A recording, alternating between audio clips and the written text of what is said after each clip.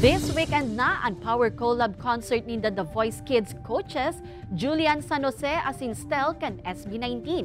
Puspusan na ang rehearsal ni Julian asin Stel para sa performances na dapat abangan. May mga special guests man, dawa tutok sa rehearsals day inalingawan ni Julian asin Stel ang mga kapuso niyatong naapektaran kan bagyong Karina asin Habagat. Sa concert mismo, magkakaigwaman ng donation drive ang 18 asing GMA Kapuso Foundation para sa mga binagyo asing binaha. It's also to be, a platform din para makatulong din sa mga naapektuhan ng bagyong Karina. Magkakaroon po ng booth doon sa mismong concert, both dates.